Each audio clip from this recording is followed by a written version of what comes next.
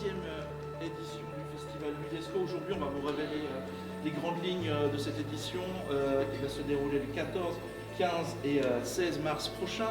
On va vous parler du programme, on va vous parler des lieux. Avec moi aujourd'hui, je m'appelle Jason Hutter, je suis en charge de la com du festival. Avec moi, il y a Noémie, notre coprésidente, et puis il y a Simon, le programmateur de la manifestation. Cette année, Ludesco, c'est 85 animations, expériences ludiques, et puis il y a plus de 2000 jeux qui seront proposés à nos festivaliers et festivalières. Et c'est aussi de nombreux lieux, comme ici, qui seront investis pendant la manifestation pour y jouer, des endroits qui ne sont normalement pas dévolus aux jeux.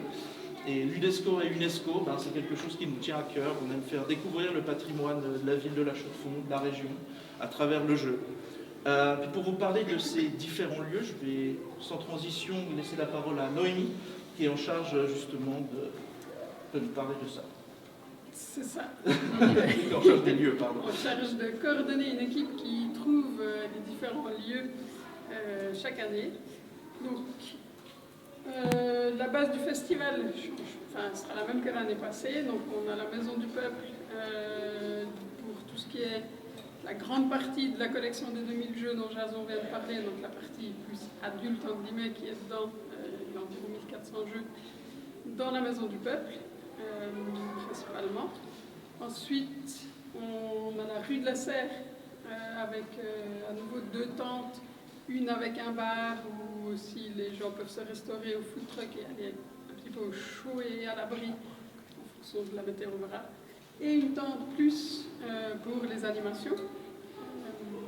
Et entre deux, les food trucks, je l'ai dit, et puis des jeux extérieurs aussi, qui sont accessibles, eux, gratuitement. Enfin, il n'y a pas besoin d'avoir de bracelet d'entrée au festival pour pouvoir venir dans la rue et jouer avec nous. Dans le prolongement, donc, on a le Club 44, qui est l'espace famille, ouvert le samedi et le dimanche, et puis qui accueille vraiment tout ce qui est animation pour enfants, en plus de ce qu'il y a dans la rue.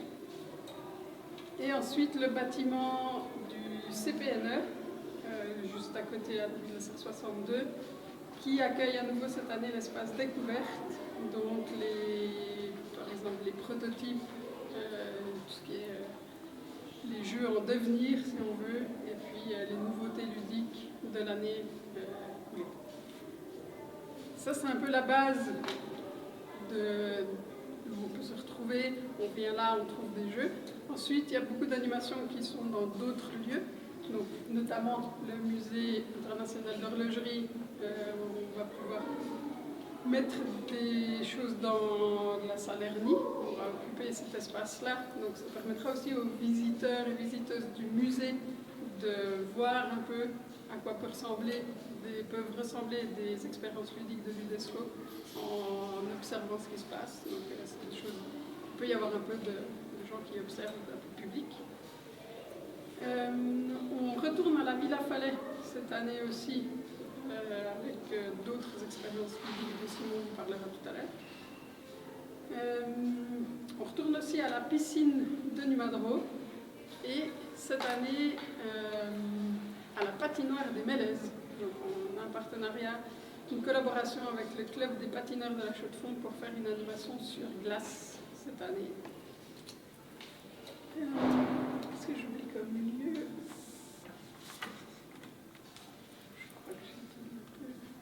Puis on a aussi tout ce qui est jeux de rôle, grandeur nature et murder party qui ont lieu parfois dans des lieux. Alors ça peut être un appartement à la rue de la Paix, il y a un local culturel Next Culture à la rue des Fleurs.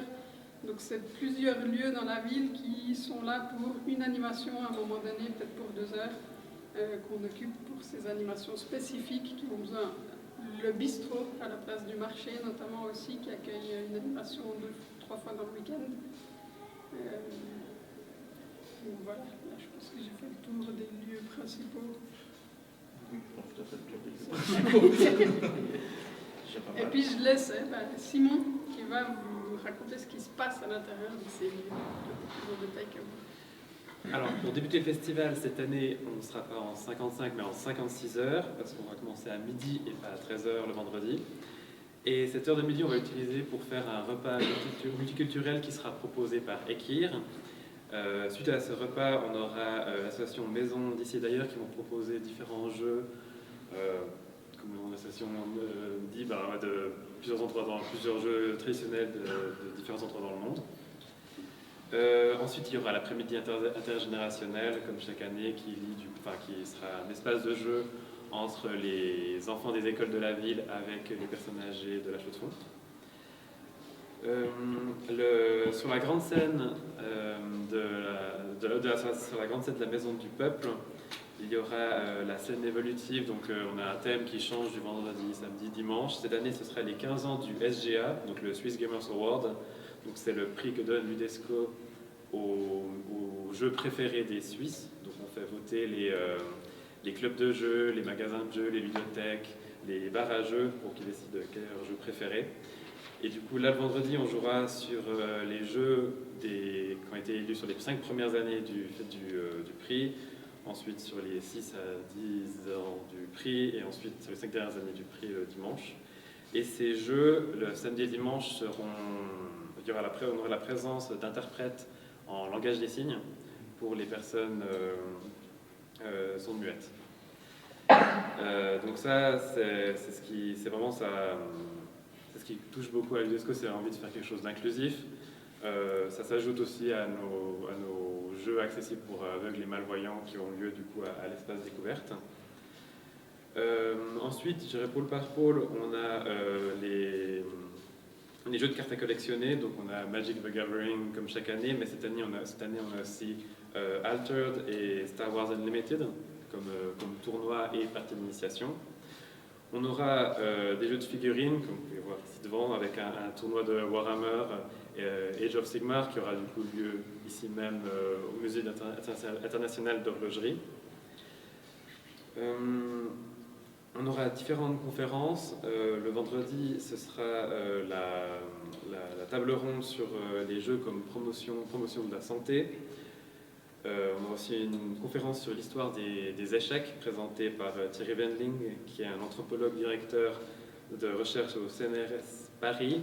C'est une conférence très intéressante parce qu'on apprend sur les échecs, mais c'est aussi quelqu'un qui aime bien faire plein de choses en même temps. Donc, en même temps de présenter sa conférence, il va jouer aux échecs avec 2 personnes du public. Donc c'est une conférence qui est en même temps un spectacle en soi, donc ça vaut la peine de venir. Toujours un peu dans le thème des échecs et des jeux classiques, on retrouve un peu comme d'habitude le bridge, le mahjong, le go, le scrabble, le Rubik's Cube. On a aussi une partie de Tempête sur l'échiquier qui est une sorte de jeu d'échecs revisité. Donc ce sera un tournoi en fait. Donc c'est un peu plus décalé, mais ça vaut la peine. Ensuite, la grande nouveauté, c'est que pour ceux qui sont habitués de l'UNESCO, vous savez qu'on adore le jeu Jungle Speed. On l'avait fait une première année dans une halle de gym où il fallait passer tout un parcours d'obstacles pour prendre le totem qui est normalement au milieu de la table. Là, on peut traverser la halle de gym. On l'avait réinventé dans une piscine où il fallait traverser la piscine pour prendre le totem. Cette année, Noémie l'a dit, ce sera sur glace. Donc il faudra prendre ses patins et puis traverser la patinoire des mélèzes pour aller prendre le totem au bout de la patinoire. Donc voilà, encore une nouvelle dimension pour le Jungle Speed. L'incontournable du vendredi soir, c'est aussi la partie genre du loup-garou. Donc ça se fait en 4 villages pour un total de 100 joueurs. Cette année, ce sera direction les Waldstätten, puisque le thème, ce sera Grütli 1307. On se pose la question si Guillaume Tell était un loup-garou. Vous le saurez dans la nuit du vendredi à samedi. Et pour ceux qui sont fans du loup-garou, on a aussi d'autres parties qui vont avoir lieu plutôt en journée, et aussi des dérivés du loup-garou comme Blood on the Clock Tour, qui est aussi dans le même thème, mais on n'est pas éliminé la nuit, donc en fait, pour les frustrés qui perdent au premier tour, c'est plus sympa. Aussi Spy Party, qui est un jeu inventé par une station Asian Wave Association de Neuchâtel, où c'est un jeu de détective où il faut être un peu subtil, cacher des choses, transmettre des affaires discrètement, être un peu méfiant de ce qui se passe autour. Donc pour ceux qui aiment bien l'espionnage, c'est parfait pour vous. Au niveau des escape games, on propose 14 jeux différents. On aura une escape qui sera uniquement dédiée pour les enfants. On aura une escape où on voudra par exemple démarrer sa voiture pour pouvoir partir à la course. Ça durera il y a des thèmes des jeux entre 20 minutes jusqu'à 1 heure. Et ce qui sera spécial cette année, c'est qu'on aura une escape qui sera faite spécialement pour l'UDESCO, qu'on pourra essayer tout le week-end. Et le dimanche soir, cette escape sera jouée par les Pingouins Ténébreux, qui est en fait une équipe suisse d'escape qui vient de Lausanne et qui a été élue champion suisse d'escape en 2018, qui ont fait plus de 1500 parties, qui ont battu le record dans beaucoup d'escapes à travers le monde. Et en fait, cette escape sera jouée devant public. Donc si vous galérez dans les escapes, vous pourrez voir en fait comment les experts des escapes s'y prennent. Donc ça vaut la peine. Au niveau du jeu de rôle sur table, on va augmenter l'offre. Il y aura beaucoup plus de tables. Chaque année, il y a beaucoup de festivaliers qui demandent à faire du jeu de rôle et puis des fois c'est compliqué. Là, on aura divisé aussi en faisant des parties courtes et des parties un peu plus longues. On aura aussi un jeu de rôle qui va se passer autour d'un repas, donc ce sera au restaurant le Bistrot, donc, où en fait on aura des phases de jeu entre chaque plat au restaurant. Et pour les jeux de rôle grandeur nature, on aura un nouveau concept qui s'appelle des mini-murders, qui seront des jeux de rôle grandeur nature qui durent environ 2 heures, qui sont parfaites pour les débutants. Il y en a même une qui est destinée pour les enfants et les familles. Donc pour ceux qui n'ont jamais fait de jeu de rôle grandeur nature, vous n'avez plus d'excuses maintenant parce qu'il y a un grand choix qui se proposera à l'UDESCO. Ça se passera à la Villa Falais. Et aussi à la Villa Falais, il y a Projet R qui propose un jeu de rôle grandeur nature où vous incarnerez un fantôme et qui s'intitulera La mort, un manque total de savoir-vivre. Donc à la Villa Falais, un peu dans le thème hanté, donc ça va être très sympa. Et toujours pour les familles, donc on a toujours l'espace famille, il y aura des jeux de rôle pour les enfants, des initiations en cartes Pokémon, l'espace Mini Plus pour les 0-3 ans. Et dans la rue, on augmente aussi l'offre en jeux extérieurs qui va aussi se diversifier au fil du week-end. Et finalement, si vous avez beaucoup aimé l'UDESCO, vous pouvez repartir chez vous avec des jeux, puisqu'il y aura toujours le magasin de jeux et l'espace seconde main pour le dimanche matin où vous pourrez vendre vos jeux ou racheter des jeux d'occasion. Donc voilà, on garde une bonne partie des programmes de chaque année, mais on rajoute toujours quelque chose un peu nouveau pour nos fidèles festivaliers. J'ai oublié des lieux. En disant le bistrot, ça après coup, on est aussi présent dans 3 bars de la ville, donc l'Amuse Bar, le Reset Bar qui était déjà l'année passée, et cette année nouvellement au New Feeling qui est juste en face de la Maison du Peuple, où là aussi on va intégrer le lieu pour des animations. Voilà. Bon.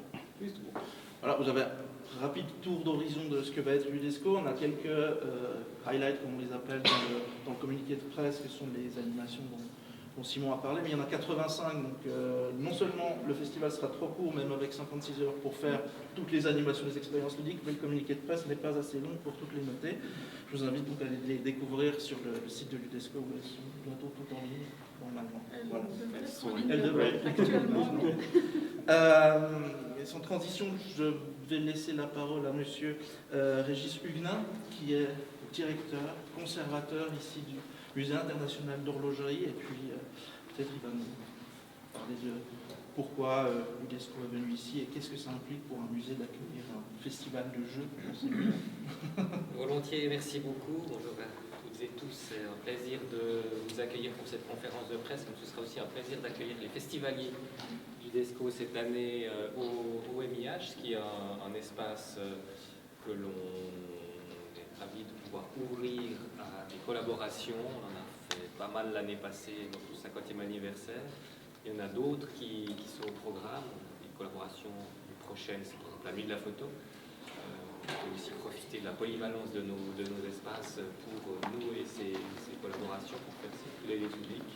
Et puis là, avec l'UDESCO, la thématique du temps, elle est omniprésente dans les jeux. Donc pensez au sablier qu'on va retrouver sur les jeux de plateau, par exemple, les éléments de base, la pression du temps ou la mesure avec les chronographes. On parlait d'échecs, on parlait de...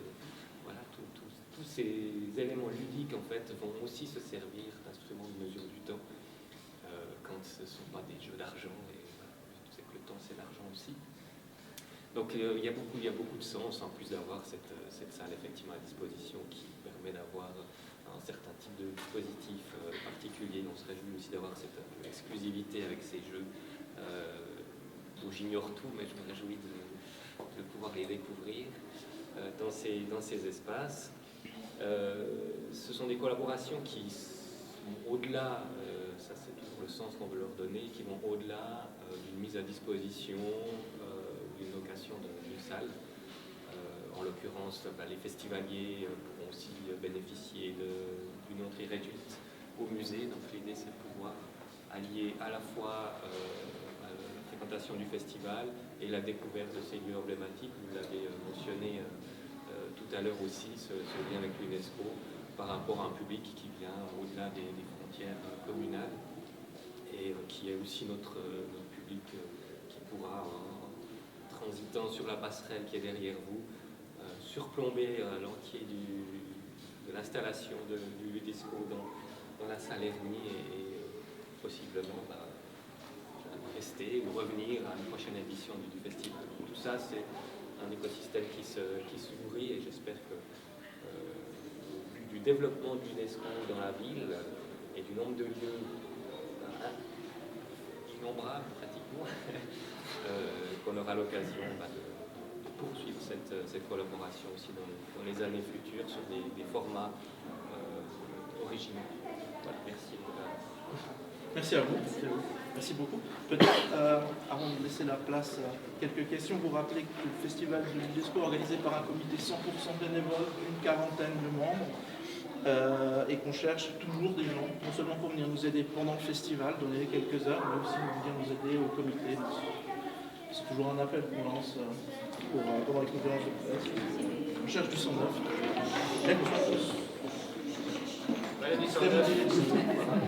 Ça, c'est le futur 109. C'est le 109, voilà.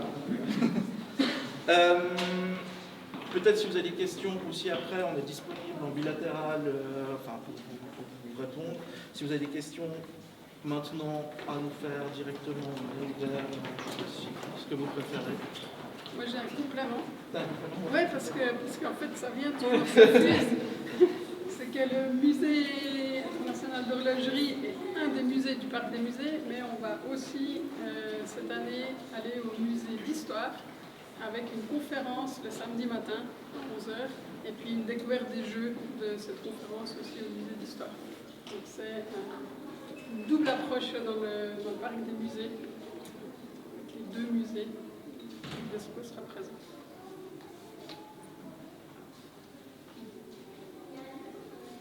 Vous avez des questions jusque-là?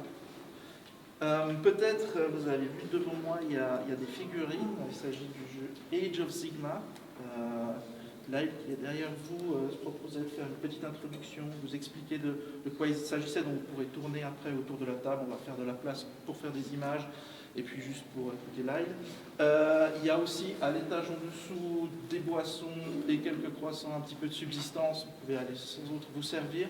Nous on est disponible pour répondre à vos questions en bilatéral. Donc voilà, je sais pas. Vous aurez répété ? Tout à fait. Allons-y. Oui. Bonjour.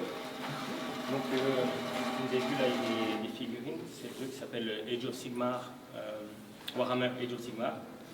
C'est en fait un jeu stratégique qui joue à deux adversaires qui vont s'affronter à travers leurs armées. Et en fait, c'est un jeu qui est intéressant parce qu'il commence en fait quand on l'achète, c'est en pièces détachées. Donc, on doit déjà monter les personnages, les peindre, on peut les modifier comme on veut, en fait, si on peut suivre la peinture classique ou utiliser notre créativité pour faire notre propre armée qui nous correspond. Et du coup, en fait, il y a une vingtaine de factions différentes, donc le choix il est énorme à travers les personnages. Et on a un nombre de points limité, on peut choisir plein de petits personnages différents, comme des gros héros, des héros moyens, des qui vont avoir des effets sur les autres troupes. Et donc, le choix des armées est vaste. Toutes deux parties ne se ressemblent jamais, quoi.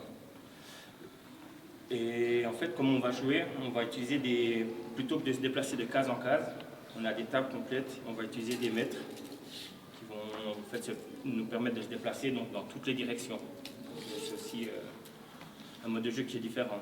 Et on va s'affronter à travers des dés, en fait, faire des actions, lancer des dés, le nombre des attaques, des défenses, faire des tactiques de bataille, prendre des objectifs. Enfin, après, c'est un jeu très compliqué à expliquer en 2 minutes, quoi. Non, moi je crois qu'on a pris l'essentiel. Et ça, ce sera jouable ici pendant Donc le festival. là, on va organiser un tournoi ici en bas. Il y aura aussi 2 tables, d'après ce que j'ai compris, d'initiation pour des gens qui veulent venir essayer. Parce que en fait, c'est vrai qu'on ne peut pas vraiment intégrer un tournoi, vu qu'on vient avec nos propres armées. Et c'est quand même un jeu très compliqué, en fait. C'est vraiment, il y a beaucoup de règles, il y a beaucoup de choses à savoir. Top. Merci, Laïs.